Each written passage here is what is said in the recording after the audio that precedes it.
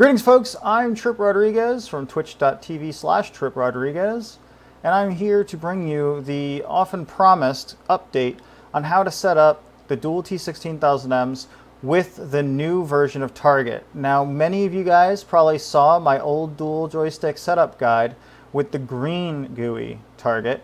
This is for using the new Target that has the orange GUI. Now, what the situation was before, the old guide contained workarounds for the fact that Target was only able to recognize one Thrustmaster T16000M. You need to use Target to do the dual joysticks, mostly just because of the fact that there's a bug in Star Citizen, and if you want to set a dead zone for your left stick, a dead zone is highly advisable on your left-hand stick, a big dead zone in fact, to keep you from accidentally getting crosstalk between the X and Y axes on your strafing, but you do not want any dead zone on your right joystick. And right now, Star Citizen still has a bug where if you set a dead zone for your left joystick, that same dead zone setting will carry over and affect your right-hand joystick. It is not represented in the GUI. It's a bug that happens behind the scenes and will really screw you up. So what you needed to do was use Target to run one of the joysticks, the left-hand joystick, so that you could set up a dead zone in Target to take care of that problem and not have to set any dead zone at all. You could set all your dead zones to 0 in Star Citizen, which is what you should generally do. We still want to do the same thing, except now both of the joysticks can be recognized by Target. And this is a wonderful thing because some people were having issues where the joystick IDs were swapping, and every once in a while you'd log into the game and you'd start trying to fly around and you'd find out that your right stick was behaving as your left stick and your left stick was behaving as your right stick, or things getting even more confused if you had more controllers. This will prevent, using the new Target that can handle dual T16000Ms, will prevent that from happening to these sticks. Now, it will not prevent other joystick IDs from getting swapped around, such as pedals and Cougar MFDs and things along those lines. You can still have a little bit of an issue, but those are generally not as serious and catastrophic a problem as having your left and your right hand joysticks get mixed up while your computer was shut off or whatever. So a lot of people were having problems with the new Target because supposedly there was this bug with Windows power saving features that was causing the two joysticks to register as the same. And when you set up Target and you went to try to use it, if you moved, whatever you programmed your right-hand stick to do, when you moved around or pressed buttons on your left-hand stick, it would do the same thing. It would see the two joysticks as the same. This is actually not a bug. I'm going to show you guys here. It's not a bug and it's super easy to fix. So we're going to go through a step-by-step setup for setting up your dual T16000Ms using the new Target with the orange GUI. And this will set things up and have you all ready to go in and bind everything up in Star Citizen. Now please, after you're done doing this, when you go into Star Citizen, set things up, make sure that you set your joystick dead zones for X and Y axes and for your X rotation and Y rotation axes to all be 0 on all joysticks. You want 0 dead zone. That will really mess up your aim. And if you set something other than 0 on any of them, it will actually affect all of them due to that bug. So here we go. Also, don't forget to play with your curves. I recommend starting with a setting of 1.6 for your pitch, roll, yaw, and perhaps your heave, sway, and surge as well. I'm sorry, forward strafe, back strafe, left strafe, right strafe, and up strafe, down strafe. I would start with 1.6 on all of those, 1.6 curve. That is all explained in my other guides, or you can head on over to twitch.tv/TripRodriguez when I'm live and ask me any questions you may have if you want an explanation of how the curves work. But you can check out my older dual joystick guides for a very thorough explanation. All right, so here we go. We're going to actually create a new profile for the dual T16000Ms. We're going to call it Pres for presentation. Now we need to select the two T16000M joysticks here as the controllers that we want to work in this Target profile, the ones that we want included in the virtual controller. So we're going to set the two T16000Ms. Now, a couple of notes here. First, it says disconnected. It's not disconnected and it works perfectly. So I think you can ignore that. It seems to work for me just fine. So unless you have problems and you need to come back and try to troubleshoot them, just ignore the fact that it says disconnected and set up both of your T16000Ms. Then you hit next. This page is where our problem lies, and I'm going to demonstrate what the problem is before I explain how to fix it. So we're just going to leave it the way that it is, totally default, and we're going to run that profile that we just created. Now, if you go down to your Windows thing here and you type in USB, the first thing that comes up should be set up USB game controllers. This should work in Windows 7, 8, or 10 as far as I know.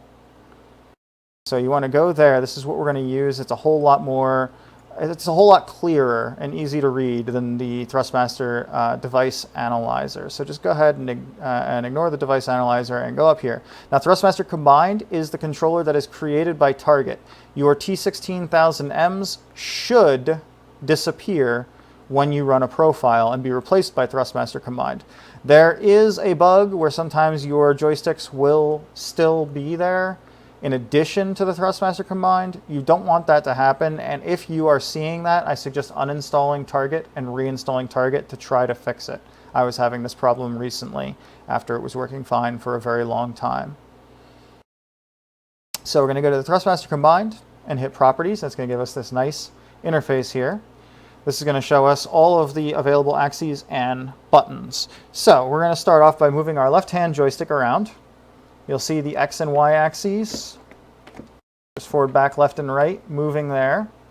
And if I twist it, you'll see the Z rotation move. If I push the buttons, you'll see buttons 1 through 16, theoretically, actuate. You'll also note that the point of view hat does not work, and we're also going to show you how to fix that. That is actually a bug in Target. That's not setting them by default. The problem lies here. When we move around our right-hand joystick, it's doing the exact same thing. So no matter which joystick you move, the game is going to see it as the same joystick, and no matter which joystick you're pushing buttons on, the game is going to see it as the same joystick. And that is very definitely not what we want. One more thing I forgot to mention, guys, I'll show you here. On the bottom of your T16000Ms, there is a switch that says left or right. You want to set one of them to left and one of them to right. Now, here's something really bizarre. Mine, at least, the switches work backwards. The one I set to left hand in Target shows as right hand, and the one I set to right hand in Target shows as left hand. So I'm actually going to set them opposite. I'm going to set my left-handed one to the right-handed position, and I'm going to set my right-hand one to the left-hand position. Now, if you notice that the thumb rests are on the wrong side, yeah, just ignore that. I just have them plopped up here. Just ignore that. Never mind the man behind the curtain. All right, so we're going to do that to try to keep things simple. So, turns out that this happening is not a bug. It's something really, really simple that should be obvious, except that most of the people who are dealing with this are not familiar with the Target software and don't know what to do. So, we're going to go in here to edit our profile, and here is the problem, right here in front of us. T16000M and T16000M left are both set to output the same thing. Your joystick x-axis, the ones that are outside the drop-downs here, those are what control we're talking about on the actual physical stick. And then in the drop-downs, this is what is reported to Windows. So, joystick x-axis on the T16000M is set to report to Windows as the x-axis. And on the left-hand one is also set to report to Windows as the x-axis. So this isn't a bug. Target is actually set to do this intentionally. And it actually, this is the way it works by default. It seems like for the dual T16000Ms, they should have made an exception and set this up. But really, that would be overcomplicating things. Somebody just needs to make sure they tell everybody that this needs to be done. So what we need to do is we need to set 4 different axes that are not already in use for the second controller. instead of using the same 4. Now the way that I'd prefer to do this is we're going to leave the top one, the T16000M that doesn't say left, we're going to leave that completely default in terms of axes and in terms of the button functions as well, except for the point of view hat fix. So how we do this, joystick X down here, instead of having it be X-axis, we're going to set it to X rotation axis. The Y-axis, we're going to set to Y rotation axis.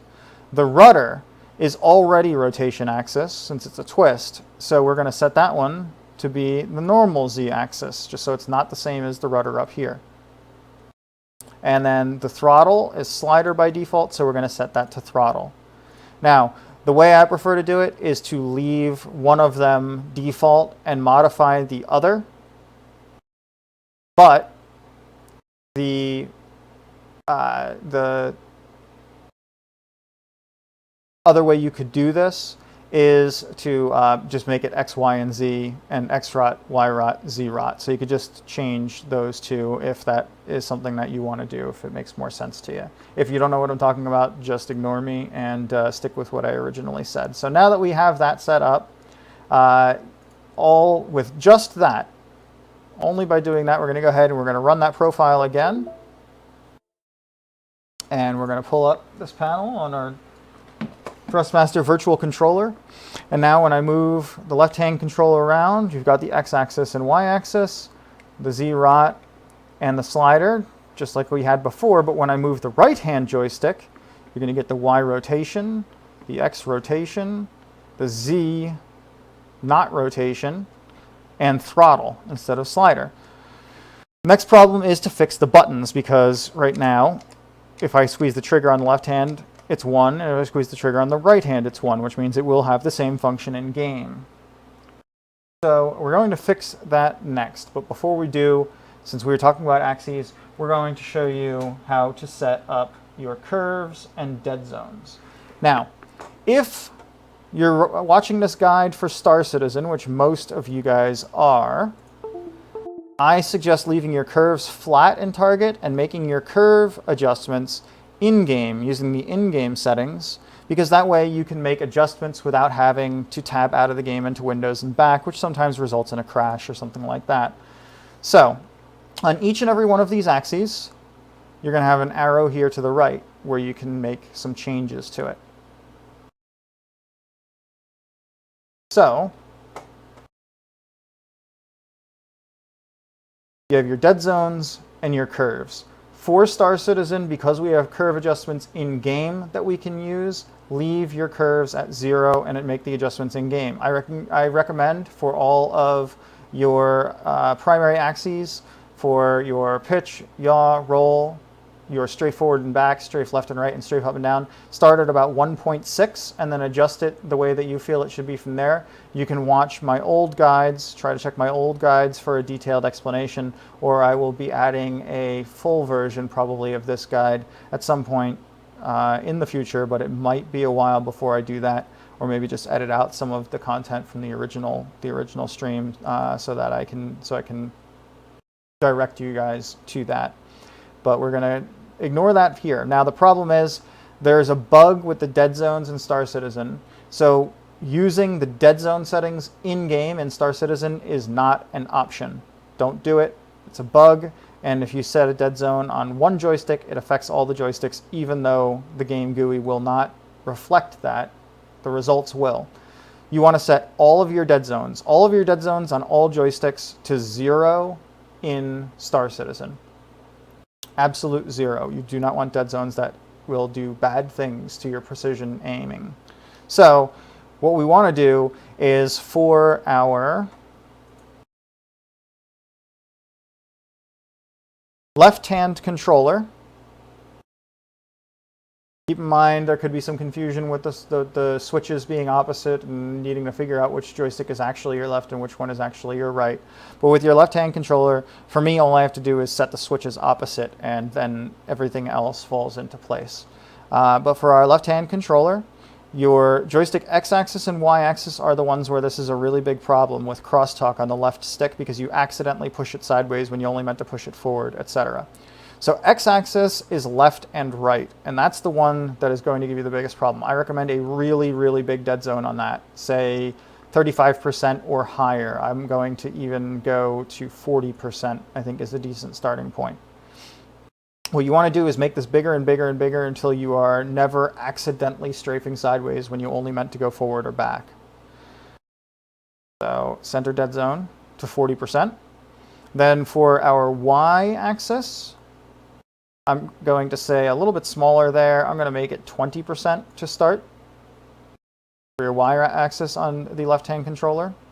And then on both sticks, you might want to add a little bit of a dead zone for your rudder just to make sure that it doesn't accidentally trigger, maybe 5%. You can experiment.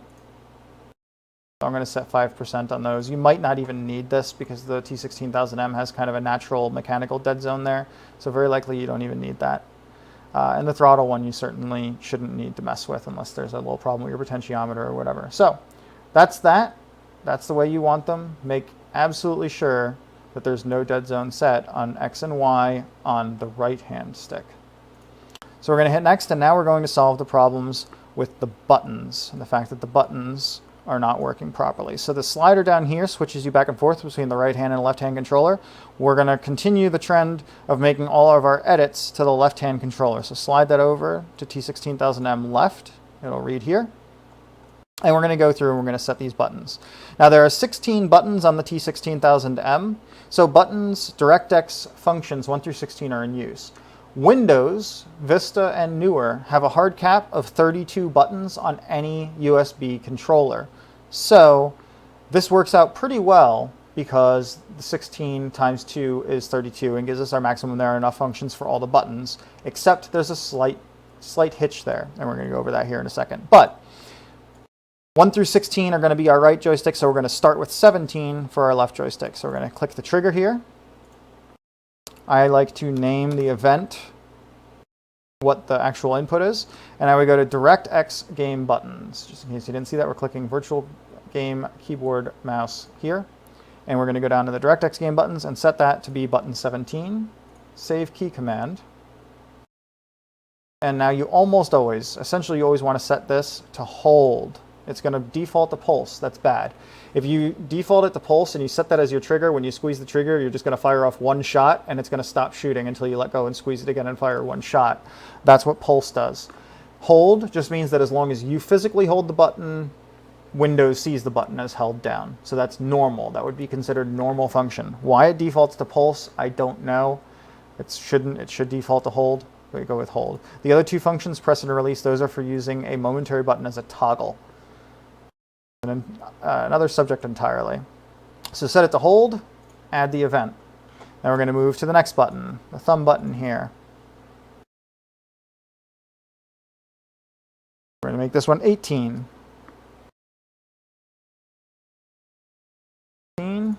Don't forget to set to hold and add the event. As we add these, you'll see them coming up in the right-hand column here. So if you forget what button you're up to, all you have to do is look over here. And also here, it tells you which physical button, which will be labeled if you mouse over, that is. So you can look over there also to see what buttons you have not already bound to something. So we're going to go to 3. We're going to make that 19.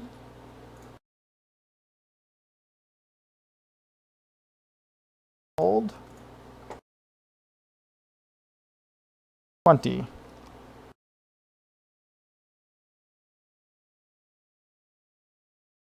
Hold, add.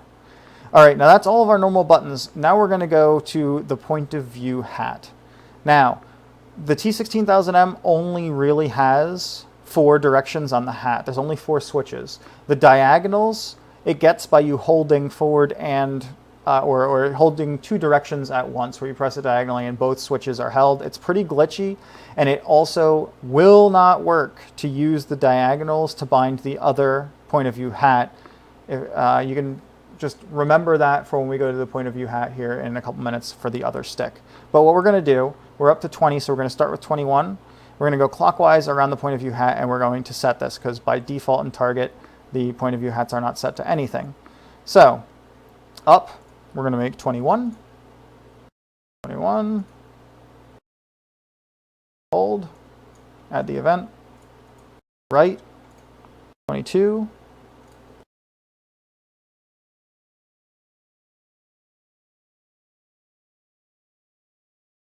down, 3,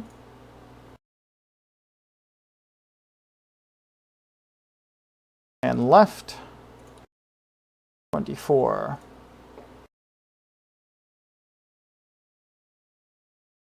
Change it to hold. The event. Okay, now we have all of our hands-on buttons. That hands-on buttons meaning buttons where you don't have to take your hand off the stick to press them, right? We now have all of our hands-on buttons on the left-hand stick programmed to be something different than they are on the right-hand stick. Because we used 4 of the functions on the point of view hat, we now come up 4 buttons short for binding things to the buttons on the base. There are 2 other options. If you don't bind anything, if you just do absolutely nothing with 4 of them, or even all of them, then they will mirror that button press on the other controller. So say on your right-hand controller you set button 16 here to be eject, and then you accidentally bump button 16 on your left-hand controller, you're going to eject. So if you just want the button to not do anything, if you just want to avoid that and you're not planning to use the button, what you need to do is add a null event. So click on that. You gotta type null in here, and you see add null event down here. Add null event, add event. You'll see it come up. Button 16 is programmed to null. All that means is that button 16 now will do nothing instead of mirroring the other joystick because it does its default function.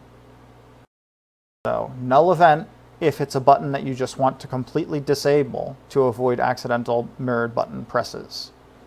We're just going to go ahead and delete that for now.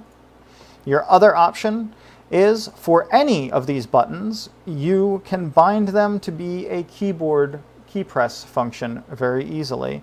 I prefer using the button functions. There are sometimes some limitations or some complications that can come up with using keyboard macros just because you might get unintended consequences from the default bindings in the game at times. Generally, it's no problem.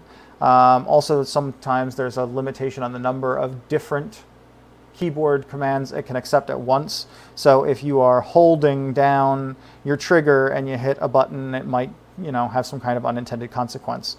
But I do sometimes program the buttons to emulate key presses. It's usually not a problem at all. So you would do that the same way you're doing everything else. We're going to go up here. We're going to say we want to set it to L as in Lima. So then instead of hitting one of the buttons down here, we would set it to the Lima key, save key command, add the event, boom, now that button is L as in Lima. That gives you the ability to use all of those buttons that after you ran out of, I forgot to hit hold, after we ran out of button assignments for them. Now the other thing that we need to do is fix the point of view hat on the right-hand controller. So for this one, we're just going to set it to what it's supposed to be anyway by default. So hat 1 up, we're going to make it up. Your virtual keyboard command thing here, and notice the DirectX game POV position. We want to use up as up. Save key command. Don't forget to set it to hold and add it. Make right, right, right. Add it. Down, down, down. Add it. And left, left, left. Have to set to hold and add it. And now that hat button will be working. I strongly advise against trying to use the diagonals for anything. They're pretty glitchy, and you definitely cannot use the diagonals to escape using some of your button functions on the other stick, because then you will accidentally trigger those functions anytime that you do manage to trigger the diagonal on the opposite controller. It'll reflect what's on the other one. So just don't do that. You want to use button functions or keyboard emulation for the point of view hat on your left-hand controller. So that's it. We're done there. You can hit finish. to run it. Pull up the Thrustmaster combined. Now, our left-hand controller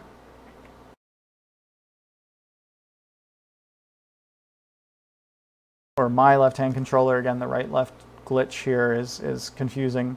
But anyway, the controller 1, I'll say, is moving the X and Y axis and the Z rotation and the slider, and giving me buttons 1 through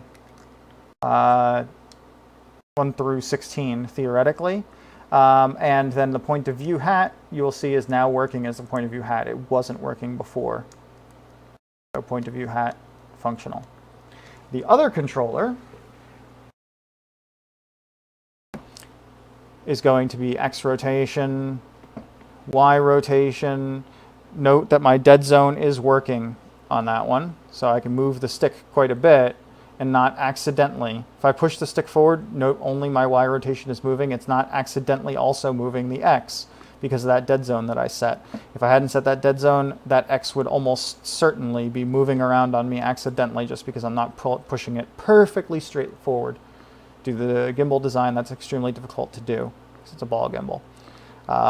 And then we got your twist, which is your Z axis, and your slider, which is the throttle axis. 8 separate axes, and more importantly, our buttons are now 17, 18, 19, 20, and then our point of view hat, 21, 22, 23, and 24. We now have all of our hands-on controls working separately. They'll bind up beautifully in game without giving you any problems whatsoever. One more point of interest. I was going to include in this guide, taking you guys through explaining the use of using a joystick button as a modifier, so that a particular button on one of your joysticks is a modifier, such as holding down an Alt key to give you more joystick functions. And last I had checked, this was working properly in Star Citizen, the last I had checked. Today, when I went to use it, I found that the non-modifier function was triggering when I was holding the modifier button. Feel free, if this is something that you want to do, feel free to try it on your own and see if it gives you any trouble. By the time you're watching this guide, maybe the problem will be fixed, or maybe it was just something on my end, maybe some kind of a glitch with my joystick. I don't know. I'm very surprised that this happened. But as a result, I'm not going to go through a full guide on how to set up the modifiers. I will give you guys a couple of words on this. Your total hands-on functions from your T16000M without using modifiers is 16 buttons. You have 8 buttons on each controller that are hands-on. The 4 directions on the point of view hat, the trigger, and 3 additional buttons on your thumb. So you have 16 functions. If you use one of the thumb buttons on one of your T16000Ms as a modifier, what I would recommend is left Alt and right Alt, because they're not bound by anything, bound to anything in game by default. But if you set those to a modifier, so you set one modifier, one thumb button on one joystick, you will get 23 functions instead of 16 functions, because some of the buttons you will now be able to hold that button and operate the other one, and you'll get a total of 23 functions. My math could be a little off on these, but I'm pretty sure I've got it right. If you set a thumb button on each of the 2 joysticks to be a modifier, you go to 29 functions. Here's where it gets even better. If you use the trigger instead of a thumb button, you now can use your thumb to operate any or all of the buttons that are on the same controller as the modifier, where if you're using a thumb button, your thumb is occupied with holding down the button. So we assume that you cannot operate the other buttons, although you probably could bridge the gap, and I'm sure you could make it work, but it's a little hokey. Anyway, if you use the trigger, you sacrifice just one trigger, then you get 30 buttons, which is more than using 2 thumb buttons. And if you sacrifice both triggers and you use both triggers as modifiers, you get 36 functions out of your T16000Ms without any mods. 36 functions possible, hands-on, out of your T16000M. So if you're worried about the fact that the T16000Ms don't have enough buttons, there is that workaround. But as I said, at the time of making this recording, it seemed to be a little bit glitchy, the support for it in-game. Now note, you can only use accepted, widely known modifier keys as your modifiers for your joystick. So that's left shift, left control, left alt, right alt, right control, right shift. You have to use one of those. You'd have to bind that as a key press to whatever button it is you want to use as your shift modifier. And then you would hold that button down while you click the other joystick button to set the binding in game. It probably will work for you, but be prepared for the possibility of it triggering not only the modifier function, but also the function that it was supposed to be. So say you were holding down the button that is normally firing your guns, and holding your modifier button and squeezing that is supposed to be eject. It would shoot your guns and eject if it's bugged, which it was for me today. Theoretically, it should not shoot the guns. It should only eject when you're holding down that modifier. Be wary when you set up modifier buttons that if you set up the modifier buttons to be, say, left control, and Star Citizen by default left control is strafe down. So that means that when you hold your modifier to perform whatever function it's supposed to be on the modifier and the button that you clicked, your ship's also going to start strafing down because left control is bound to strafe down. So be wary of default bindings of the modifier keys. You will have to either unbind those or use modifiers that are not bound to a function in and of themselves by default, such as left alt and right alt in Star Citizen. Right now they are just modifier keys. They're dedicated to being modifier keys in Star Citizen, whereas the left control in particular and left shift have a default binding in pretty much every game I have ever played, so you kind of want to shy away from those too. The other thing I'll add as far as using the triggers for your modifiers, for maximum number of functions, using your triggers as your modifiers is the way to go. However, it's a shame to sacrifice those triggers because, first off, it's really, really intuitive and very natural to use the triggers to fire your guns, and it confuses your brain, or at least my brain, a bit if you try to program yourself for using the trigger for something other, or rather, if you're trying to use something other than the trigger to fire your guns. It feels really weird. But the other thing is, it feels really freaking cool. If you have, say, weapon group 1 bound to one trigger and weapon group 2 bound to the other trigger, it feels really cool to go in on a target, and when you want to lay into them with everything you've got, you're squeezing both triggers on both of the joysticks. That's immersion, and for me, that has a lot of value. So you might want to take that into consideration as well. I go into more detail on reasons why you might not want to use your trigger on your right hand as your guns. Because that's the hand that you're trying to use to very precisely aim, and squeezing the trigger is going to throw your aim off. Preferably, you want anything that you're doing while you're aiming to be on the left hand so that you can aim unimpeded by button presses. But most of us, including myself, don't go that route for immersion's sake, and also just because it seems unnatural and doesn't seem intuitive to not have your trigger there where you expect it to be. All right, guys, I think that wraps it up for this guide. I hope you guys find this helpful. I hope this helps out a lot of people who aren't in the Star Citizen community as well, and maybe you'll find your way to Star Citizen as a result. So thanks for watching, guys. Don't forget, if you see an ad that is something that you want to check out, don't close it and check it later. Watch the ad. That helps out the YouTube streamer. If you click through on an ad that you're actually interested in, that's a really good thing to do. You can also check out my Patreon if you want to support what I'm doing here that way. Or visit me on Twitch, twitch.tv/TripRodriguez. Thank you guys, and have a fantastic day and or night.